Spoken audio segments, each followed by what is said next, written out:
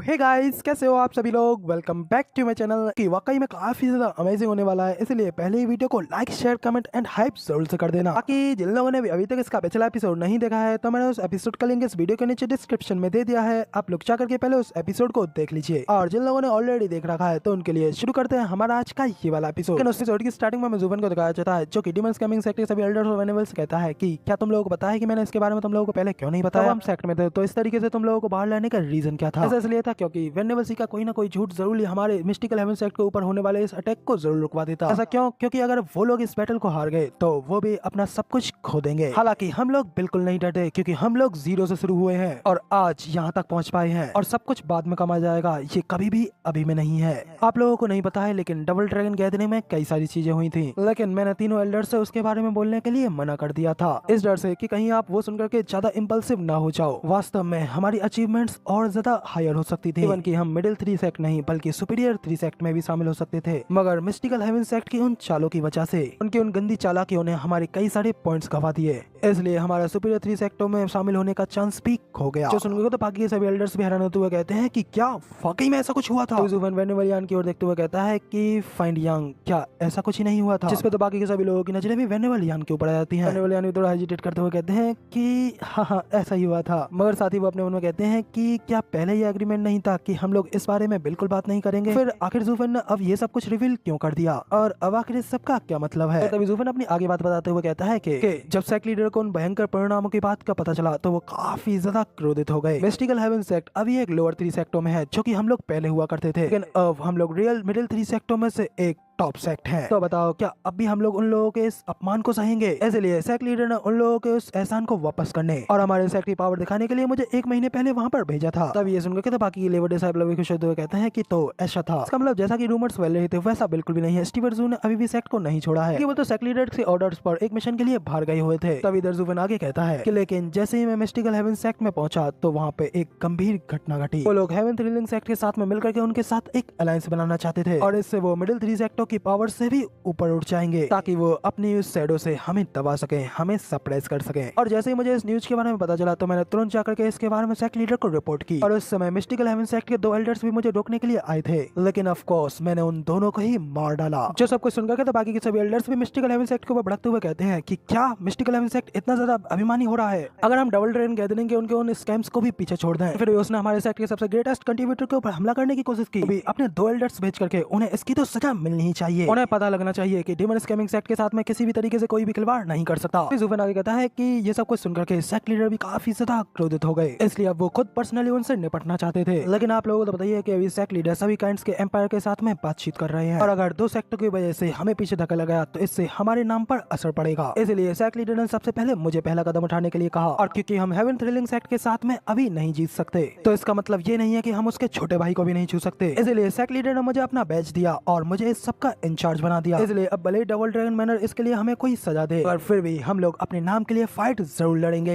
हम लोग अभी एक मिडिल 3 सेक्ट है, ना कि कोई ऐसा सेक्ट है जिससे कि कोई लोअर 3 सेक्ट में से कोई सेक्ट खिलवाड़ करने के बारे में सोचे। ये लड़ाई असलियत में हमें मिडिल 3 सेक्टों के बीच में एस्टेब्लिश करवाएगी और बाकी के सभी लोगों को भी पता चलेगा कि आखिर क्यों हम लोग मिडिल 3 सेक्टों में हैं। और अब जब तक मिस्टिकल हेवन सेक्ट पूरी तरीके से डिस्ट्रॉय नहीं हो जाता तब तक किसी धर्म में इतनी गंभीरता कहाँ जो हमारे सामने आए, यहाँ तक कि वेस्टरलैंड में हमारे इस नाम के लिए डबल ड्रैगन मैनर को अपने 2000 सीक्रेट स्टोन्स को भी वापस कर दूंगा। तो सुनकर के तो बाकी के सभी एल्डर्स में भी जोश आ जाता है। वाकई में स्टीवन जू हमारे सम्माननीय है। यदि आप हमारे सेक्ट के लिए इतना कुछ कर सकते हैं तो फिर इसके लिए आखिर हम लोग क्यों पीछे रहेंगे। इसी के साथ ही फिर जैसे ही सभी के सभी लोग फुल्ली मोटिवेट हो जाते हैं, जुफन उन लोगों को और ज्यादा मोटिवेट करते हुए कहता है कि चलो फिर इसे करते हैं, उन लोगों को आप पूरी तरीके से खत्म कर देते हैं। जबकि इधर हमें क्विलन को दिखाया था और वो तो भाई पूरी तरीके से शॉक में आ गया होता है। जुफन के इस तरीके के मैनिपुलेशन टेक्निक्स को देख करके तो उसकी आंखें खुली की खुली रह जाती है और वो अपने मन में कहता है कि स्टीवन जू की इस तरीके की बेतहाशा सीखी ने यहाँ तक कि सेक्ट के एल्डर्स को भी युद्ध के लिए पूरी तरीके से तरसा दिया है और अब यहाँ तक कि सेक्ट लीडर भी यहाँ पे आ जाए तो भी वो लोग अब रुकने वाले बिल्कुल नहीं है। अगर मुझे भी पहले से इस बारे में पता नहीं होता तो मैं भी स्टीवन जू के ऊपर पूरी तरीके से विश्वास करता। और क्या स्टीवन जू के हाथ में रहा वो बैच, क्या वो डबल ड्रैगन गैदरिंग में इस्तेमाल करने के लिए पहले स्टीवन जू को नहीं दिया गया था। वाकई में इस चीज से स्टीवन जू ने सभी लोगों को आसानी से बेवकूफ बना दिया। तो इसी के साथ में फिर हमें वेनेबल की को भी दिखाया जाता है और वो जुफन से कहते हैं स्टीवन जू मिस्टिकल हेवन सेक्ट मोस्टली हमारे सेक्ट के ही साइज का है, लेकिन अभी हम बिना किसी के साथ के जा रहे हैं और उनके होम ग्राउंड के ऊपर ही हमला करने वाले हैं। तो इसलिए उन लोगों के सामने, उन लोगों के ग्राउंड में, उनके अरेस के पीछे उन्हें हराना पाना काफी ज्यादा मुश्किल होगा। जो सुनकर के बाकी के सभी एल्डर्स और डिसाइपल्स भी निराश होते हुए कहते हैं कि हाँ ये बात तो बिल्कुल सच है। और अब जब वो सभी लोग इसके बारे में सोच रहे होते हैं कि तभी अचानक कोई बंदा वहाँ पे जूफन की ओर आते हुए जूफन से कहता है कि ब्रदर जू, हम लोग यहाँ पर आ गए आप लोगों की मदद करने के लिए। जब वो एल्डर्स उस आवाज की ओर देखते हैं तो वो सभी के सभी उधर देख कर काफी ज्यादा शॉक हो जाते हैं। उन लोगों के सामने उनकी मदद करने के लिए आई होती है ल्यू क्लैन की पूरी खास आर्मी। तो उनके आगे होता है ल्यू क्लैन का मास्टर ल्यू यूनहाई। फिर वहाँ पे यूनहाई को देखने के बाद में जूफन भी बाकी सभी लोगों से हंसते हुए कहता है, तो फिर बताओ क्या हम लोग काफी हैं उन लोगों के साथ फाइट लड़ने के लिए। उसी वक्त यूनहाई भी नीचे उतर आता है और जूफन की ओर जाते हुए उससे कहता है कि ब्रदर जू, काफी समय हो गया, आप कैसे हैं। तब यूनहाई को देख जूफन भी उससे कहता है कि यूनहाई, तुम तो काफी ज्यादा बड़े हो चुके हो और अब मुझे ये चीज देख करके काफी ज्यादा रिलीफ मिल रही है कि अब तुम ल्यू क्लैन के हेड का रोल निभाने में पूरी तरीके से निपुण हो चुके हो। तो तुम ल्यू क्लैन को लीड करने के लिए काफी ज्यादा स्किल्ड भी हो चुके होगे। इस पे यूनहाई भी खुश होते हुए कहता है कि हाँ ये सब कुछ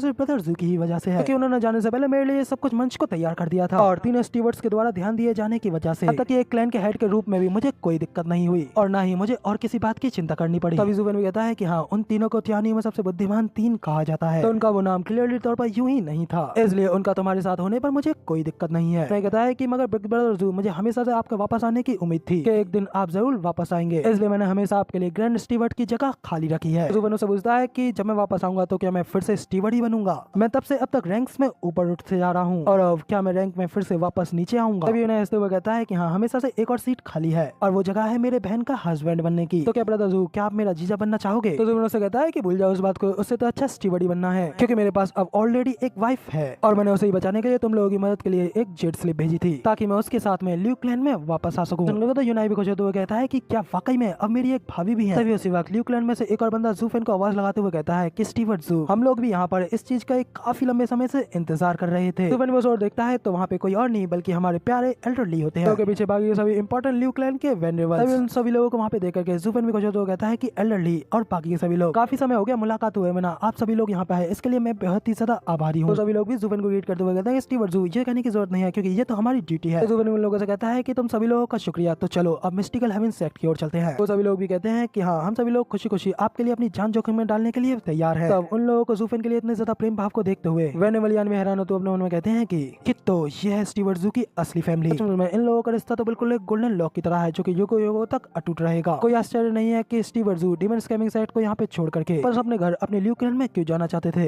इस सब चीज के लिए वाकई में ये फैमिली लायक है। अब जब वेनेवलियान ल्यू क्लैन को देखते हुए खुश हो ही रहे होते हैं कि तभी आसमान से कोई बंदा जूफन को डेड डेड करते हुए उसकी ओर बड़ी तेजी से आ रहा होता है। तो यानी बल्कि हमारा पुराना लेजेंडरी कैरेक्टर घूस सेंगटोंग होता है। वो आते ही सीधा प्यार से जूफन के चिपक जाता है। वहाँ पे देख के जूफन को चौधरी कहता है कि बच्चे आखिरकार तुम भी आ ही गए। मुझे तो लगा था कि वो बूढ़ा आदमी शायद तुम्हें यहाँ पे आने ही नहीं देगा। सेंगटोंग भी खुश होते हुए कहता है कि अगर वो अंकल मना भी करते तो भी मैं यहाँ पर अपने बूढ़े फादर की मदद करने के लिए चुपके से जरूर निकल आता। और तभी इधर साइड पे हमें बाकी के एल्डर्स और वेनेबल्स को भी दिखाया जाता है। तभी लोग तो गुसेंगटन को जूफन के पास देखकर काफी ज्यादा शौक हो गए होते हैं और कहते हैं कि ये क्या स्टीवर्ड जू का एक बेटा भी है। वेनेबल भाई और वेनेबल की तो शौक होते अपने मन में कहते हैं कि एक इतना छोटा सा लड़का, वो भी इस तरीके से इटरनल स्टेज पर, इस बंदे के एंटायर फैमिली इस तरीके की संख्याओं से भरी पड़ी है। इधर हमें जूफन को दिखाया जाता है जो कि उन सभी लोगों से कहता है कि अब बहुत होगी बातचीत और अब समय आ गया है कि हम लोग इस बात के ऊपर डिस्कस करें कि अब हमें मिस्टिकल हेवन सेक्ट के ऊपर किस तरीके से हमला करना है।